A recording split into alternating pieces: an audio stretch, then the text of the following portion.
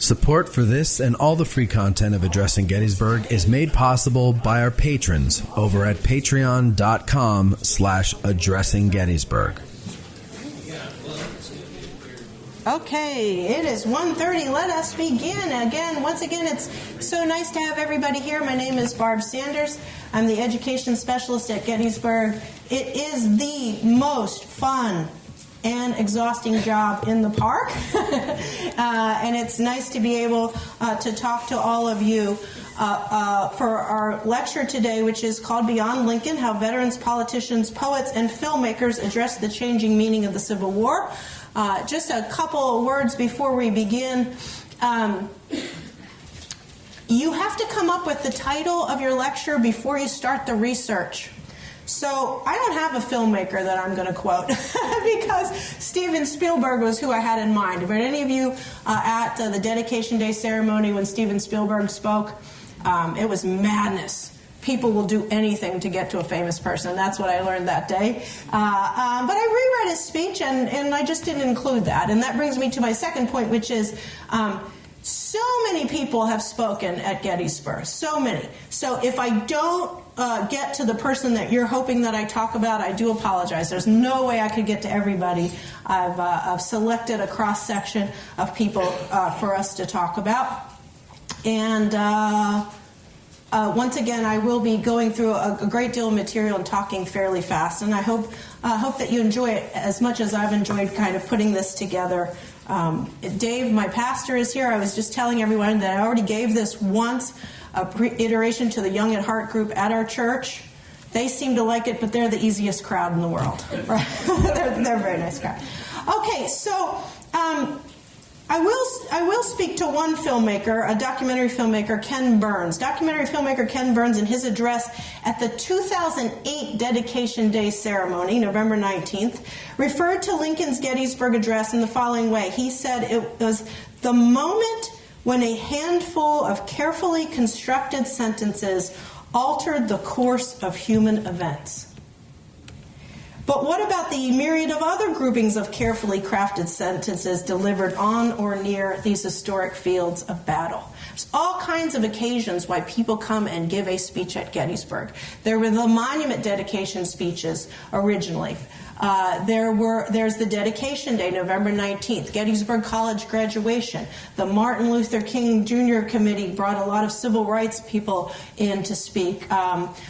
There's all kinds of occasions for people to come to speak to Gettysburg. Why do they choose to come here?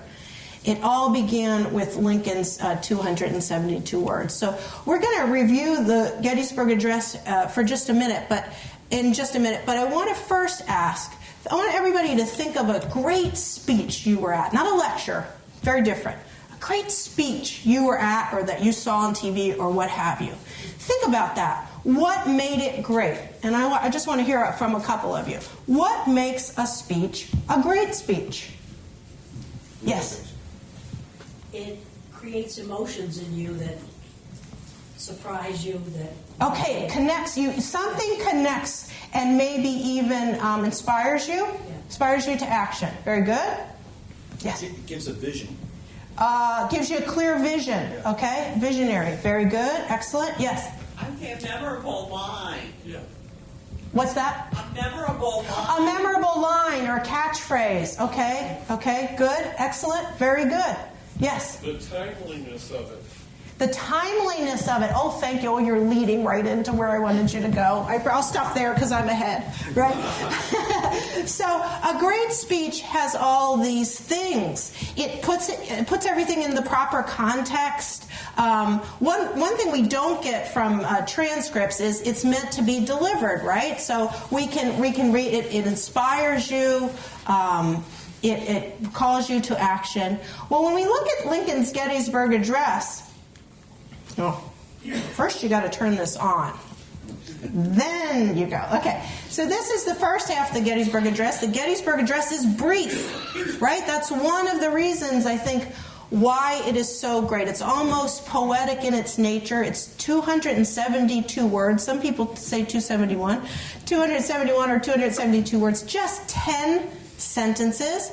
And those of you, most of you have probably studied the Gettysburg Address, and you know that he goes from the past, 407 years ago. So he delivered this, of course, on November 19th, 1863. So he's referring to what in the past?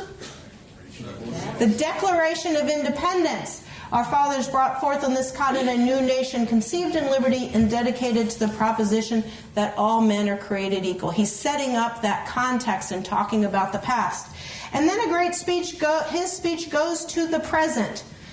He was dedicating the Soldiers' National Cemetery. Now we are engaged in a great civil war, testing whether that nation or any nation so conceived and so dedicated can long endure. We are met on a great battlefield of that war. He goes on to talk about why we have come here, placing everything in its proper context. And then he goes one step farther. He goes from the past to the present, to what he was supposed to do and set aside officially those grounds, to the future. And not just the future and the great task that was before the crowd and the nation then, the future of finishing the war and keeping the country together and ending slavery and proving that a country based on those initial ideas that all men are created equal can survive. But in his last sentence, that long sentence that gets a green squiggly line underneath it in your spell check because it's a run-on, he challenges all future generations. So alters the course of the war. He challenges all future generations knowing that each new generation will have their new challenge and their great tasks. He said it is rather for us to be here dedicated to the great task remaining before us, that from these honored dead we take increased devotion to that cause for which they gave the last full measure of devotion, that we here highly resolve that these dead shall not have died in vain, that this nation under God shall have a new birth of freedom, and that government of the people, by the people, for the people, shall not perish from the earth. There's one of your memorable lines that you were talking about. And so people, you've heard people reference the Gettysburg Address before. After the September 11th attacks in New York City, there were references to the Gettysburg Address. I've heard references to the Gettysburg Address in various states of the Union. So he hit upon something. Although his speech had mixed reviews, many of you may know, after it was given. Lincoln, we tend to remember as a very popular president, but in his time he was a war president, and the reactions to the Gettysburg Address ranged from these were dishwatery utterances to this speech will live among the annals of all time. And so for our criteria today, we're going to try to look and see what speeches since the Gettysburg Address have hit those three things. So the past. Which speeches talk about the past, specifically the Civil War, and put it into context? That's the longest segment. I'm going to go through quite a few examples, a little sound bites from those speeches. The most interesting section, I think, is Section 2, when we're going to look at various speakers and what they said about their present. Okay, so a lot of people talk about the Civil War when they come to Gettysburg, but not a lot of people then connect it to whatever is going on. They connect those ideals of Lincoln's and connect it to whatever is going on in their present. Initially, I had one from each decade, but you don't want to be here for 3 hours, so I cut it down.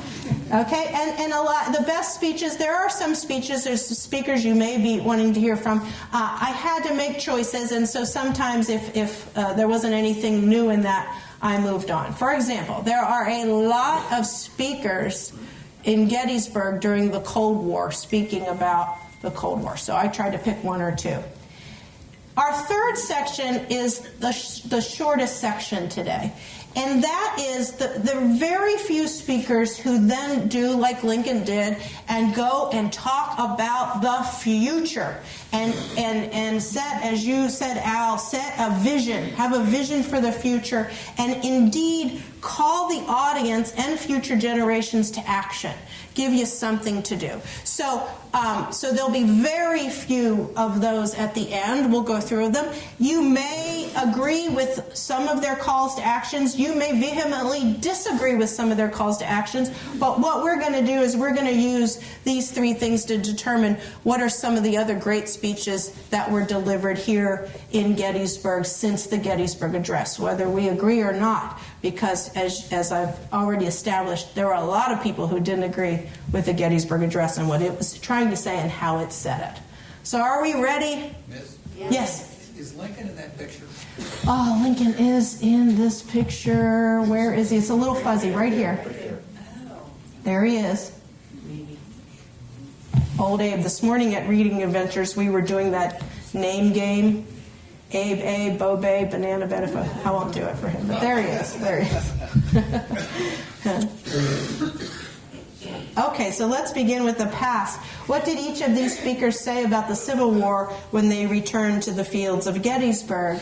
And I want to begin with this gentleman, probably familiar to many of you, Oliver Otis Howard, who had headed the 11th Corps, had his headquarters in Elizabeth Thorne's Cemetery Gatehouse at Evergreen.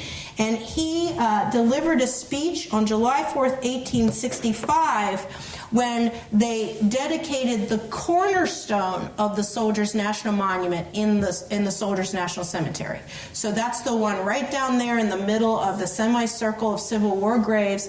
They had the plans for the whole monument, but this was just when they set the cornerstone. Now, Oliver Otis Howard was an abolitionist. And as a matter of fact, there are accounts of him being, when he was at West Point, I believe he was the class of 1854. He was quite ostracized. For being an abolitionist was an extreme view. And he would go on after the Civil War to work for the Freedmen's Bureau and other such things. So you can expect that when he's talking there at the dedication of the cornerstone, he's going to be very clear about how he looked back upon the Civil War.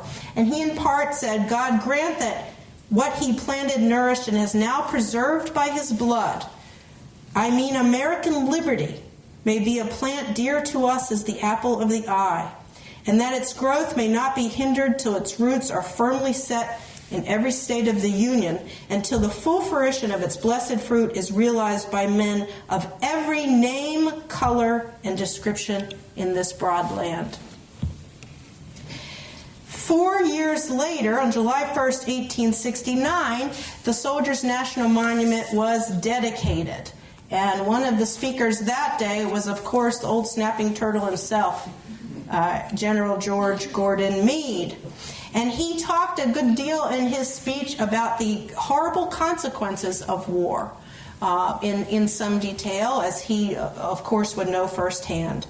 And then he went on to say, at the same time, I give thanks to the Almighty who directed the event and who selected me as a humble servant with those then around me upon this field to obtain that decisive victory which turned the tide of that great war and settled forever. I want to repeat that phrase. And settled forever the trust in this country of the great principles of personal liberty and constitutional freedom.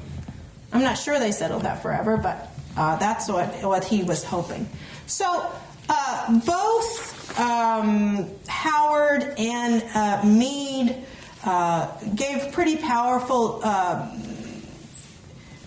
references to the war, what it accomplished, what it was being fought over.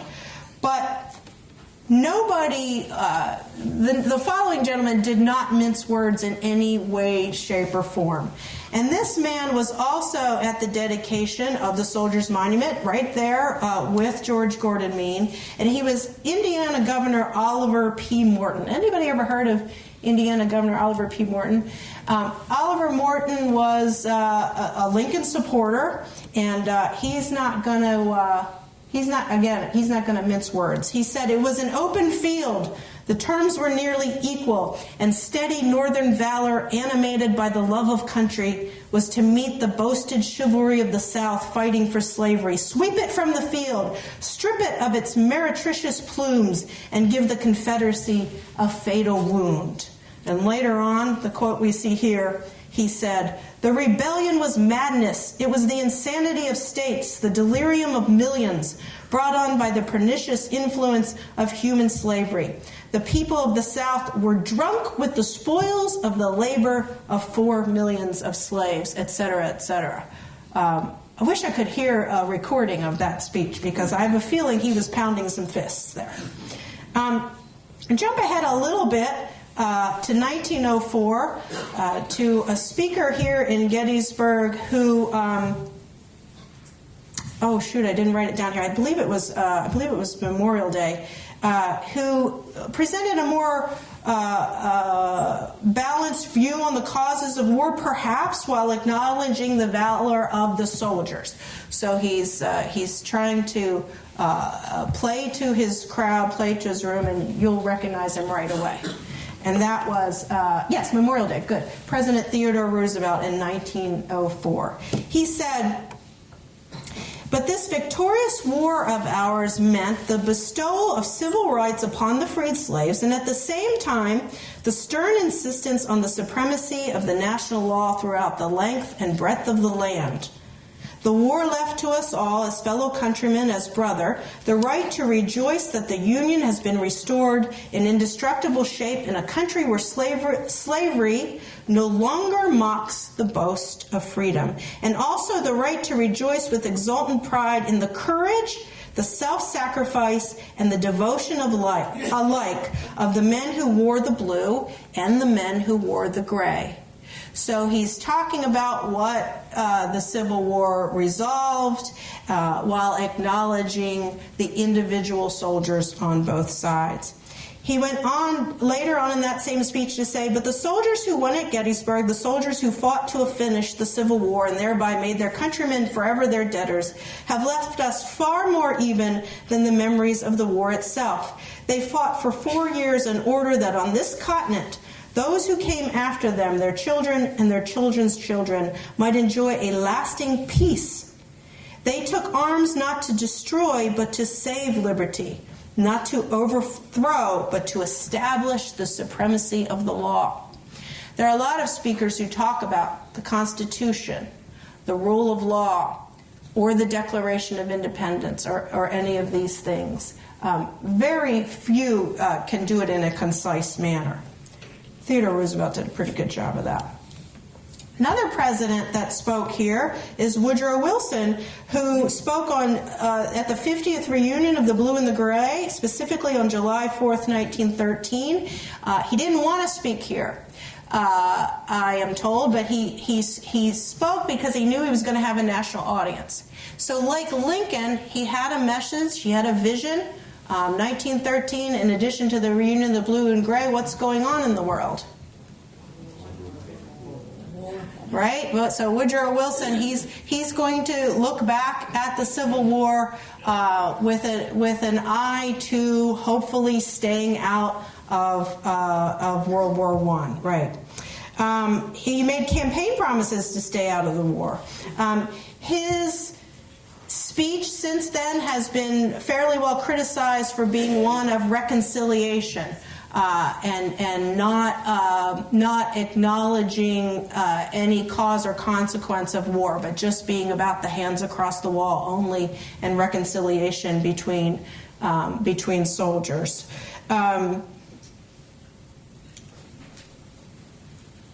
He also is, he's known for a lot of things, progressive in some ways, but he definitely had the Army segregated and federal agencies segregated, separate bathrooms, et cetera, things like that.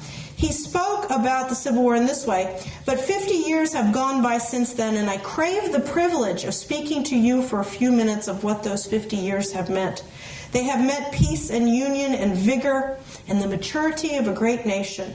How wholesome and healing the peace has been. We have found one another again as brothers and comrades in arms, enemies no longer, generous friends rather, our battles long past, the quarrel forgotten.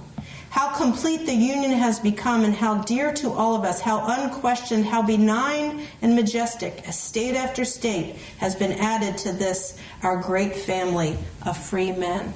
So we're going to revisit and reinvestigate more of Woodrow Wilson's words in that speech at the 50th anniversary. But for now, this is how he chose to paint the war, that now we are at peace, we're progressing, and let's remain at peace. In reference to poets, and what in the title of our presentation, we move on to this man, Carl Sandburg, famous Lincoln biographer, a poet, a journalist. He spoke on Dedication Day 1959. And for those of you who don't know, Dedication Day is the annual commemoration of Lincoln's Gettysburg Address held every November 19th. We have a speaker every year. Alex Trebek was here one year. Who remembers that? But very few transcripts exist of those speakers. One of the few excerpts are from Carl Sandburg's speeches in 1959. And his prose are very poetic. The will and vision that motivated people in Plymouth seeking freedom of conscience, this moved on alive and written on the faces at Valley Forge. It was on faces of men who marched from homes to the campaign that brought them to Gettysburg. Long before this time of ours, America saw the faces of men and women torn and shaken in turmoil, chaos, and storm. Wise statesmen as they were, they knew the tendency of prosperity to breed tyrants, and so they established these great self-evident truths that when in the distant future some man, some faction, some interest should set up the doctrine that none but rich men or none but white men were entitled to life, liberty, and the pursuit of happiness, their posterity might look up again to the Declaration of Independence and take courage to renew the battle which their fathers began. 1959. We're going to jump I had others in between there, but again, I can't do every speech, so we're going to jump ahead to, again, Dedication Day, 1992, General Colin Powell. Is anybody in the room at that speech? My husband was there. Were you? Okay. He was the first African-American Dedication Day speaker in the over 50 years of that ceremony. And speaking of the past, he said that great victory, meaning Gettysburg, set the stage for a revolutionary change in the world, just as Lincoln knew it would.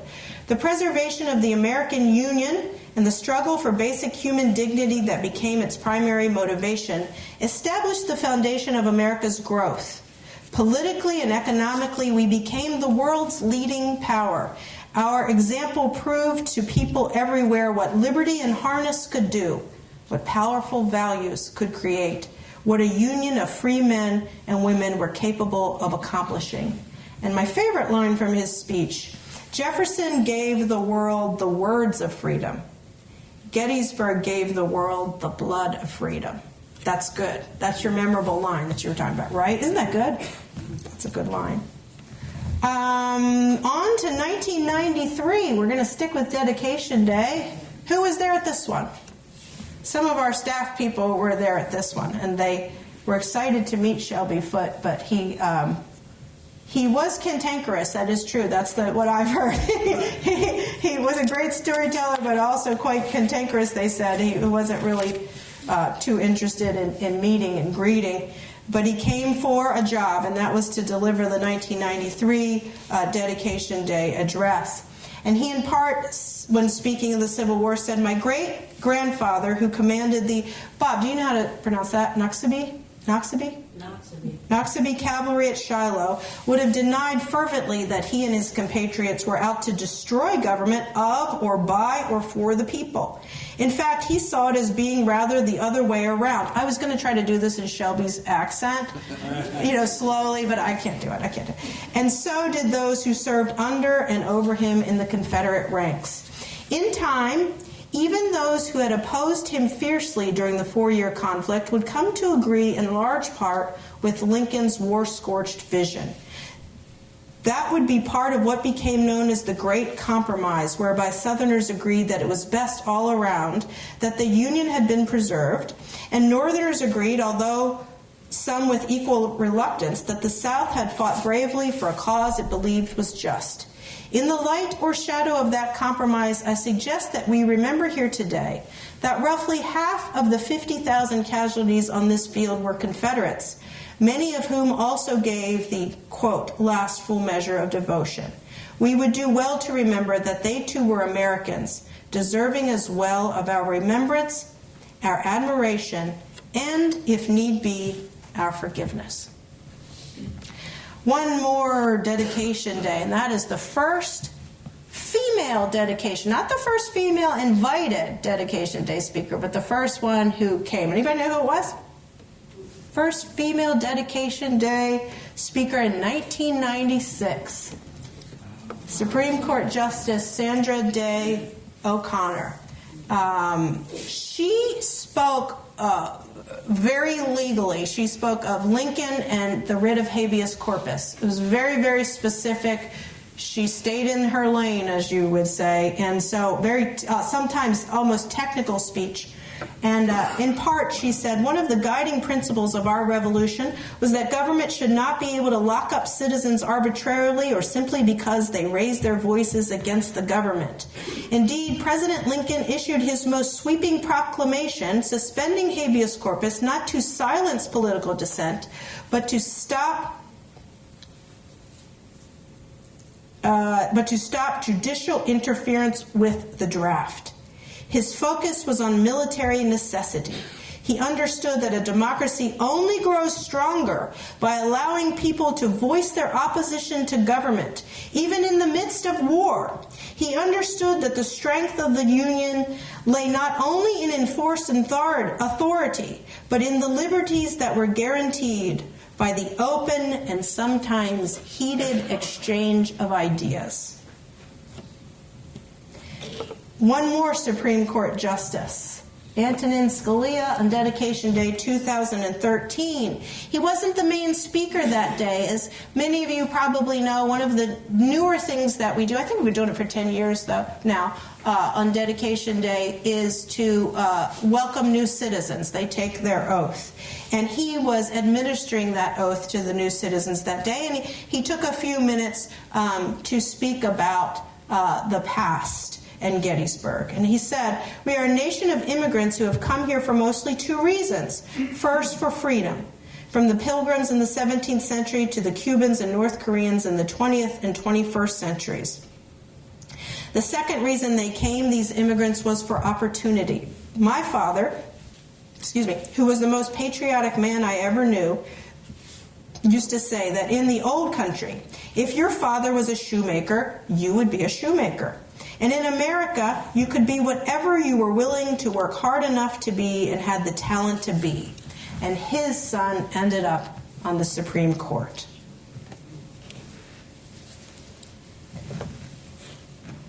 There we go. Levar Burton. Who knows Levar Burton from Reading Rainbow? Okay. Who was at his speech in just after the presidential election in 2016. He said, in Lincoln's time, our nation was locked in a struggle over the issues of race and class and the direction of our national economy, and we proved ourselves willing to wage a bloody war over which among us was to have access to the tenets of our nation's founding, life, liberty, and the pursuit of happiness. Since our inception, the United States has revealed itself to possess a national character that is at best conflicted. We have forged for ourselves a duality of identity that on the one hand professes a love of freedom, while on the other engaging in the enslavement of our fellow man based solely on the color of one's skin. We say we treasure above all else a love of liberty, and yet are willing to imprison over 100,000 of our Japanese brothers and sisters in internment camps during World War II. We claim to value justice while making legitimate, through law and legislation, the oppression of any and all that we can comfortably classify as other. And we'll come back to more of Levar Burton's remarks in a later section. And so that's just a very quick cross-section of what almost every speaker who comes to Gettysburg talks about, and that is the past and the Civil War. But as I said it earlier, the most interesting thing to me are what people say about the time in which they were living, how they connect, for right or wrong, for our agreement or disagreement, how they connect what the country was going through at that time with what with the men who fought during the Civil War. And so we're going to look at a few speakers in the present. What did these speakers say about the state of the country and the world in which they were living? So they're going to be talking about Reconstruction, to the Great Depression, to civil rights, to the Civil War centennial, to the nuclear arms race, to the election of the first African American president, and onward. Let's return to George Gordon Meade now, July 1st, 1869, at that dedication of the Soldiers' Monument. Here he is speaking about the Confederate dead that still lay around the fields of Gettysburg. So this is before the women's groups of the South mostly raised the money and sent burial details back up north to find. Luckily, there had been a couple of people who had mapped out the Confederate trench graves, and they could begin to find those graves and remove them to family plots or Confederate cemeteries. And so here is the victor of the Battle of Gettysburg, not long after, on July 1st, 1869, saying this: "When I contemplate this field, I see here and there the marks of hastily dug trenches in which repose the dead against whom we fought. Why should we not collect them in some suitable place? I do not ask that a monument be erected over them. I do not ask that we should in any way endorse their cause or their conduct or entertain other than feelings of condemnation for their course, but they are dead. They have gone before their Maker to be judged." So he's promoting wrapping up that story, giving them the final resting place on the fields. Back to Woodrow Wilson, July the 4th, 1913. What did he say about, he talked about the past, and we can starting to build up his vision, but what did he say as the leading up to the United States entering the war in 1917? Of course, Wilson later creates the League of Nations, and he takes this opportunity to start to flesh out that vision to a national audience, or to what he knows will be picked up in the papers for a national audience. "But do we deem the nation complete and unfinished? But has it yet squared itself with its own great standards set up at its birth, when it made that first noble, naive appeal to the moral judgment of mankind, to take notice that a government had now at least been established, which was to serve men, not masters?" Later on, he says, "The days of sacrifice and cleansing are not closed." And he was certainly right about that.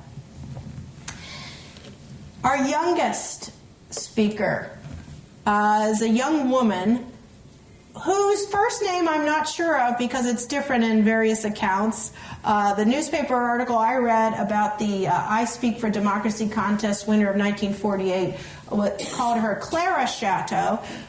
Dr. Titus at Gettysburg College has another article that calls her Laurel Shadow. I unfortunately cannot ascertain what her first name is, but she gave quite an impressive radio address. She had been one of 4 winners of this contest that was sponsored by the National Association of Broadcasters, and they were broadcasting from the train station that day. She was one of 4 contest winners, and she began her speech.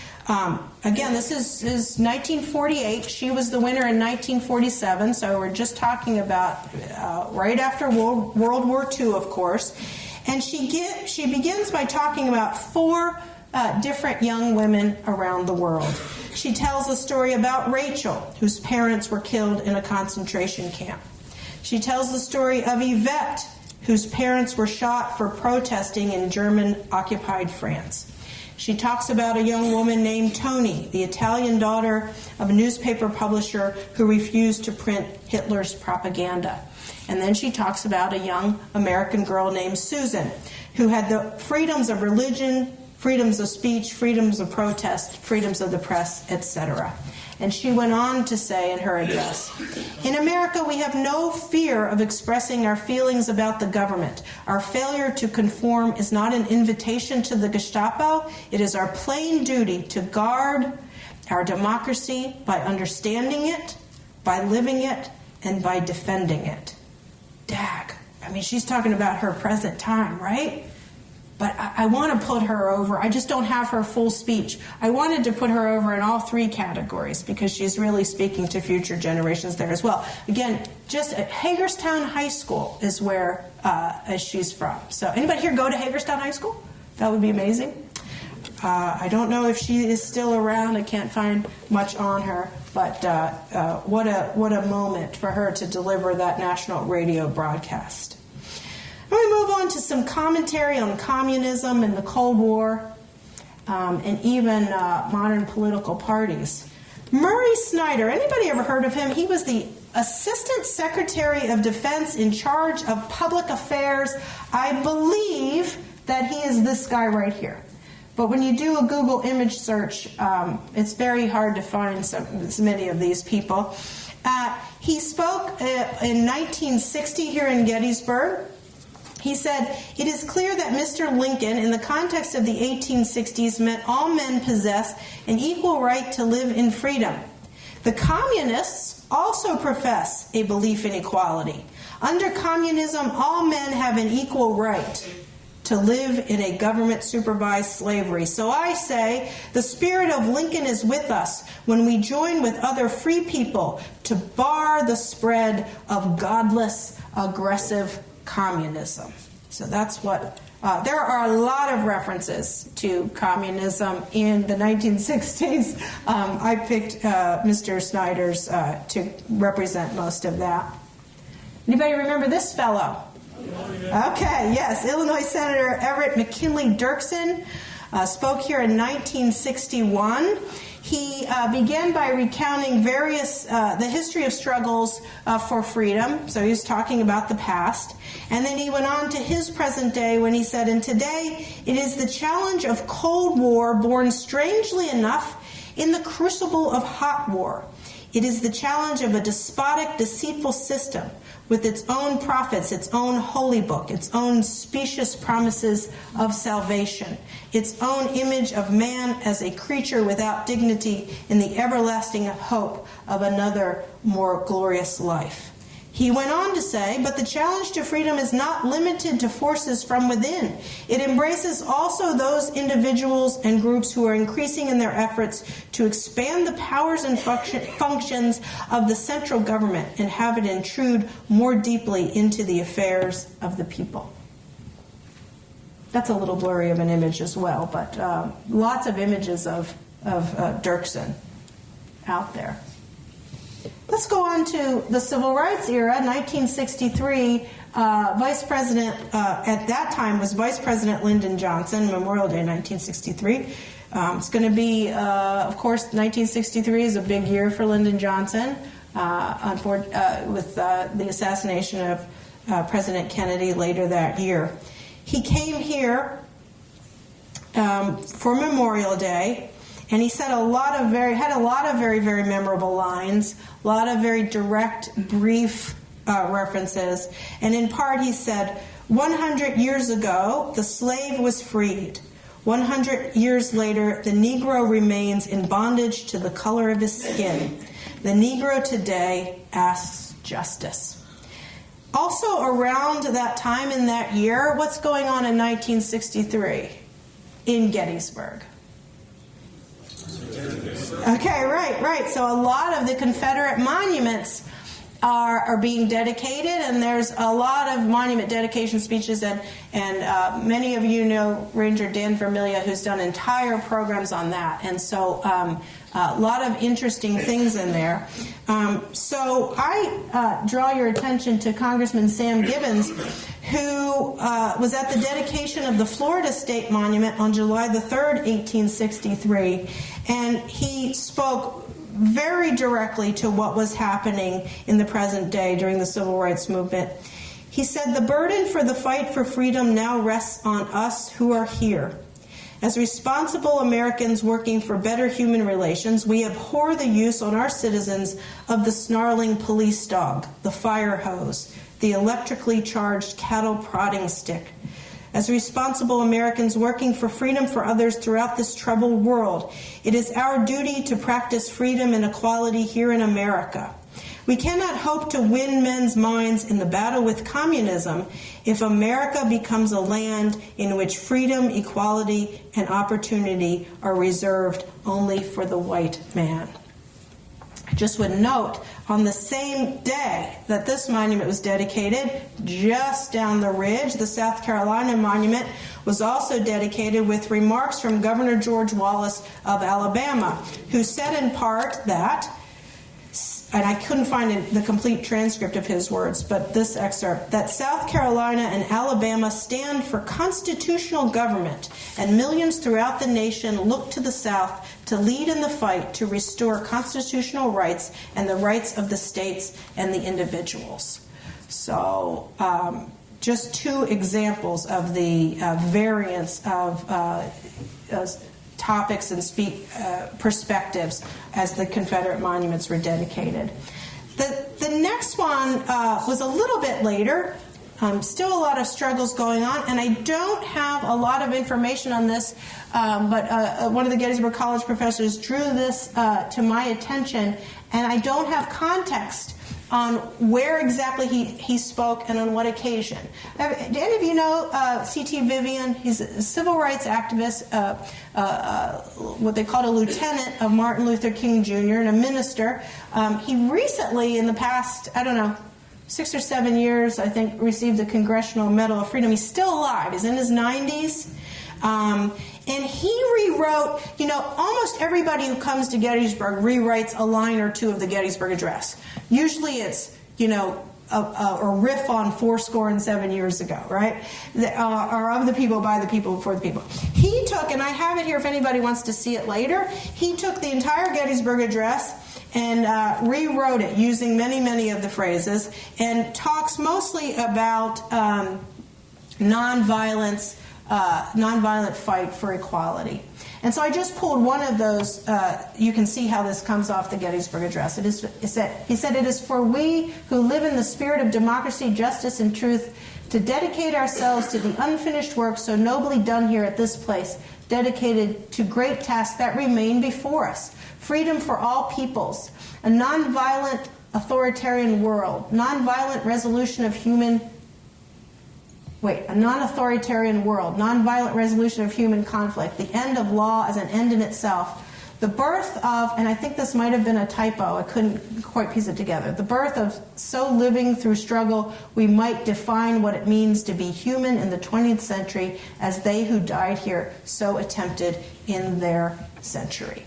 And so this is leading us up. He's talking about his present day, but it's leading us up to speakers who are going to put forth the idea that this country is always working to redefine the concentric circles, the expanding of who gets what freedoms and who is entitled to these freedoms. And sometimes that is not met and not received well. So Lincoln maybe was pushing the boundaries with the Gettysburg Address. It was not received well. So sometimes, whether we agree or disagree, I propose to you that perhaps the mark of a great speech is somebody who pushes the boundaries, who challenges you a little bit, who ruffles your feathers.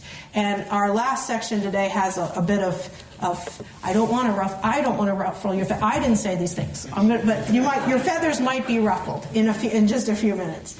Not a bad thing.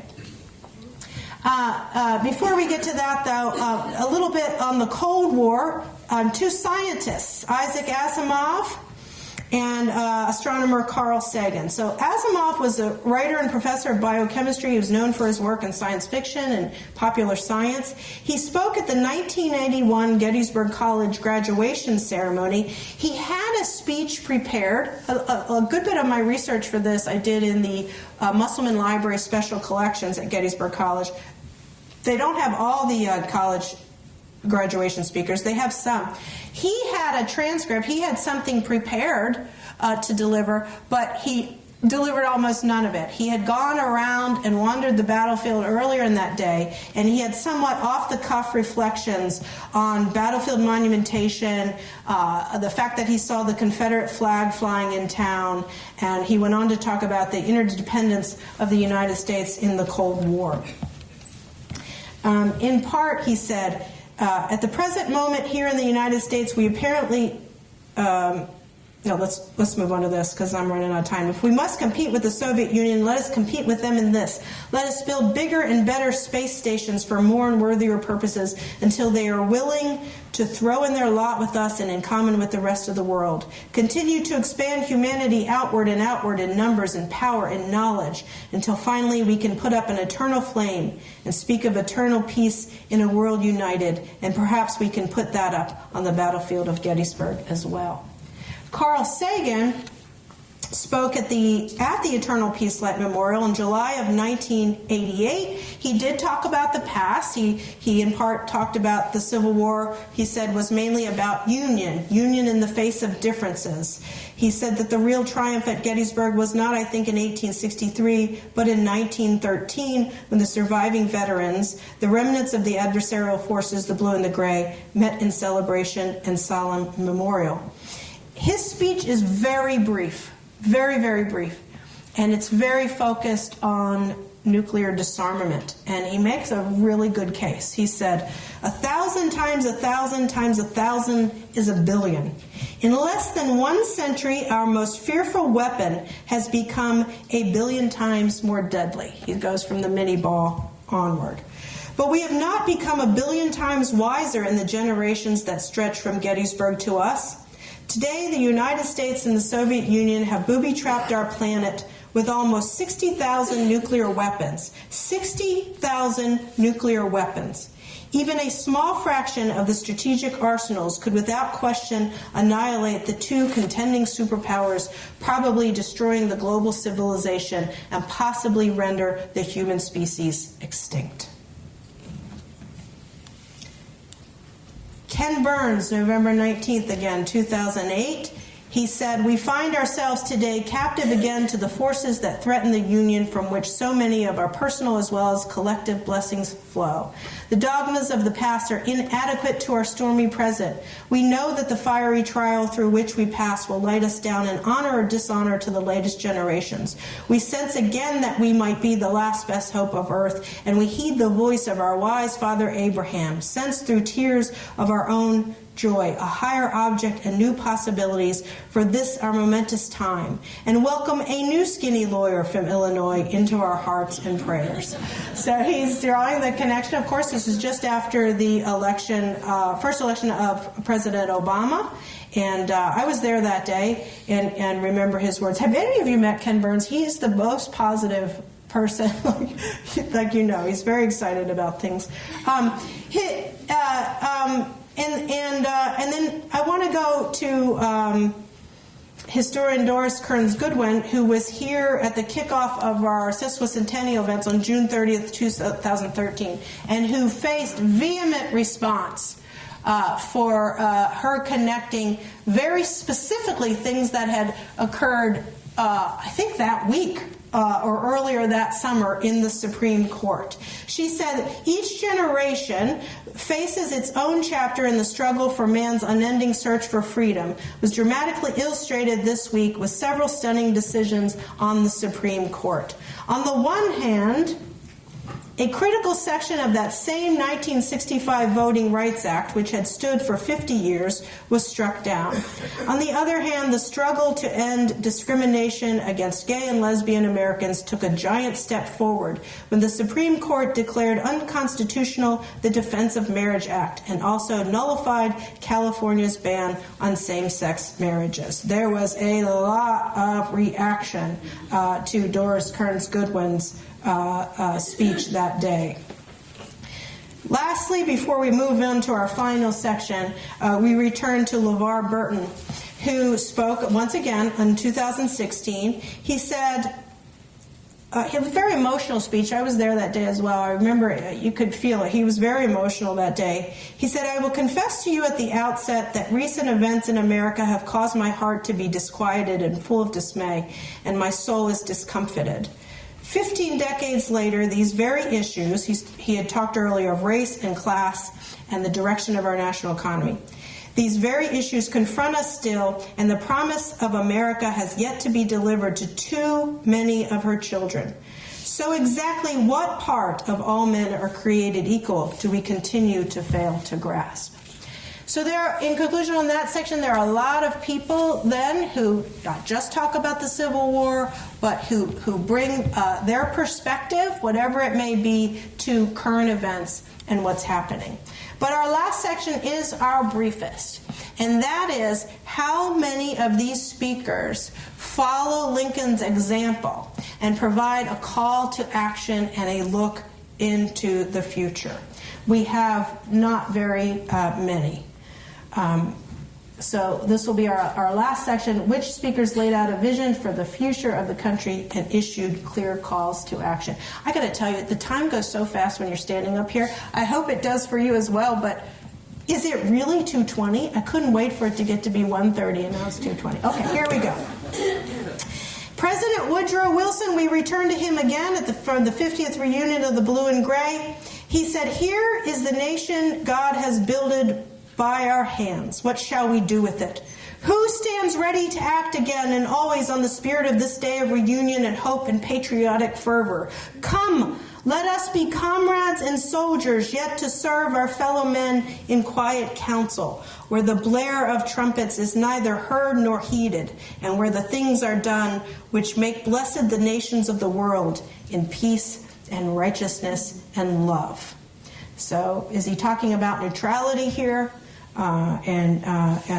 He wouldn't, again, change his mind until 1917 when the United States entered World War I. Oh, there's a doughboy. Okay. We return to Vice President Lyndon Johnson, who talked about the past, his present, and goes on to talk about the future. He said, "In this hour, it is not our respective races which are at stake. It is our nation. Let those who care for their country come forward, north and south, white and Negro, to lead the way through this moment of challenge and decision. The Negro says now. Others say never. The voice of responsible Americans, the voice of those who died here and the great man who spoke here, their voices say together. There is no other way. Until justice is blind to color, until education is unaware of race, until opportunity is unconcerned with the color of men's skins, emancipation will be a proclamation but not a fact. To the extent that the proclamation of emancipation is not fulfilled in fact, to that extent we shall have fallen short of assuring freedom to the free." That's pretty powerful stuff. We return to Carl Sandburg, Dedication Day 1959. Their posterity might look up again to the Declaration of Independence and take courage to renew the battle which their fathers began. I charge you, do not destroy that immortal emblem of humanity, the Declaration of American Independence. Back to Carl Sagan, 1988. He said, "If we are content in a world with nearly 60,000 nuclear weapons, we are betting our lives on the proposition that no present or future leaders will ever stray from the strictest standards of prudence. We are gambling on their sanity and sobriety, even in times of great personal and national crisis, all of them, for all times to come." His conclusion and call to action was thus: "We need more than anniversary sentimentalism and holiday piety and patriotism. Where necessary, we must confront and challenge the conventional wisdom. It is time to learn from those who fell here. Our challenge is to reconcile, not after the carnage and the mass murder, but instead of the carnage and mass murder. It is time to act." Justice Scalia. Now we're in 2013, administering the oath to those new citizens. What makes us Americans, what unites us, is quite different from that which unites other countries. It is only Americans, we Americans, who identify ourselves not by our blood or by our color or by our race or by where we were born, but rather by our fidelity to certain political principles. So welcome, my soon-to-be fellow citizens, to the nation of Americans. May America bring you all that you expect from it, and may you give it all that it expects from you. Levar Burton, 2016. The way forward is clear, America. We must rededicate ourselves to the proposition that in this country all men and women are created equal, and as such we are all deserving of and entitled to the dignity and respect we ourselves would want to be accorded. So there you go. Those are the only ones who hit all three of our criteria today. Appropriate context and speaking of the past. Fairly brief, some are briefer than others, but all those final ones easy to follow. And whether you agree with it, respond to it, or emotionally connect to it, those last ones all had a call to action. So what do you think? Did any of these hit all the criteria and live up to the greatness of the Gettysburg Address? I'd like to hear from you in a moment what is your favorite of those we talked about today, or of any that you've heard? Anybody have any thoughts? I know what mine is. I might not share it, but I know what it is. And I just, every time I reread segments, I'm like, oh no, that one's my favorite. Yes? President Johnson. Yes. Especially during that time. Yes. Yes, I believe that I would agree with that assessment. And it's a very brief speech. Very brief speech. Anybody else have any other thoughts? Taking it all in? Very good. Very good. Well, this is not a speech. This is a lecture.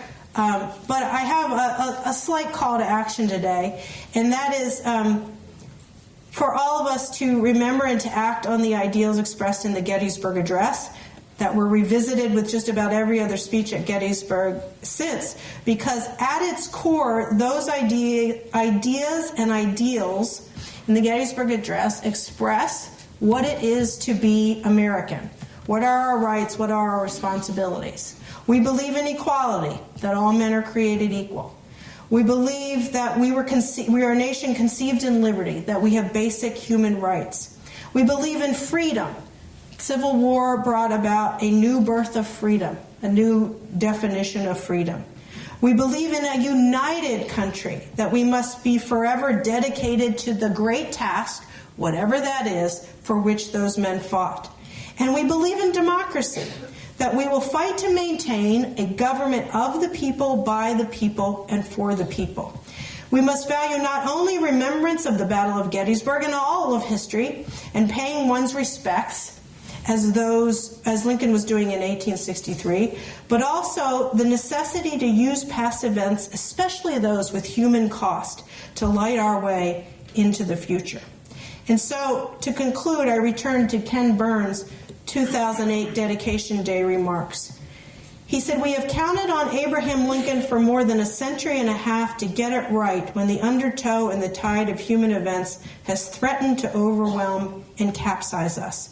We return to him continually for a sense of unity, conscience, and national purpose."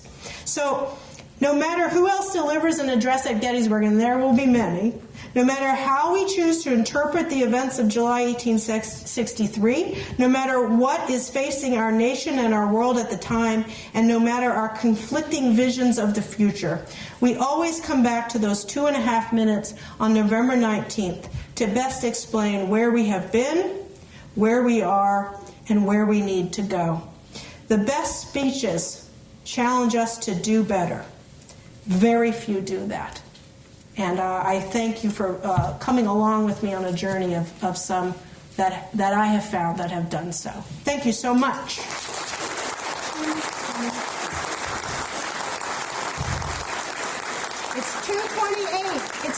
2:28. Tell Matt Atkinson and Tom Holbrook it's 2:28. Okay? Free to go. Thank you again for coming. If anybody has any questions, I'm happy to try to answer them or get you someplace that can answer them.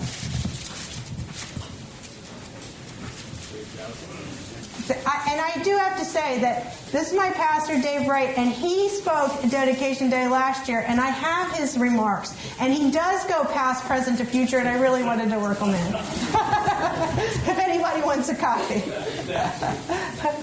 Okay, thanks, everybody.